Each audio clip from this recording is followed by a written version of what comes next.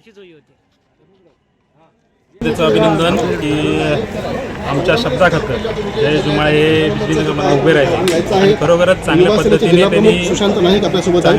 त्यांनी निवडणूक लढवली आणि निवडणूक लढवताना सगळ्या समोरच्यांनी सगळ्या गोष्टीचा वापर केला पण तरी पण जयेश जुमाळे त्यांना पुरून उरले. त्याबद्दल मी त्यांचं अभिनंदन करतो.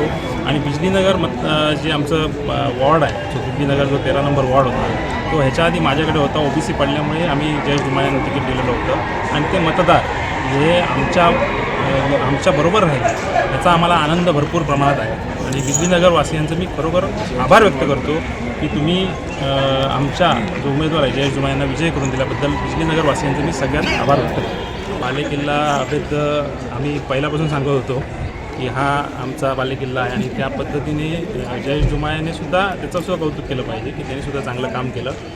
काम केल्यानंतर चांगल्या प्रकारे तो मतदारांना संवाद साधला आणि त्यांचं जे जयेश जुमाळेचं आव्हान होतं आणि आमचं जे आव्हान होतं ते मतदारांनी स्वीकारलं याच्याबद्दल आम्हाला खूप आनंद आहे.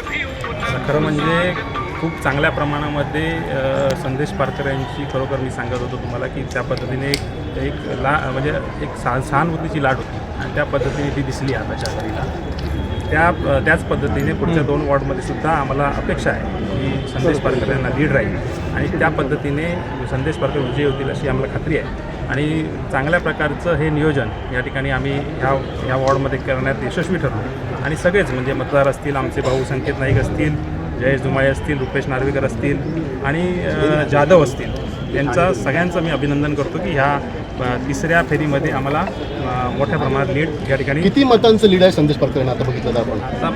आमच्या मला कॅल्क्युलेशन आलं नाही आहे पण असं कॅल्क्युलेशन कळतं की ते लीड तोडून त्यांनी 121 मताचं लीड घेतलेलं आहे आता या 3ऱ्या फेरीमध्ये.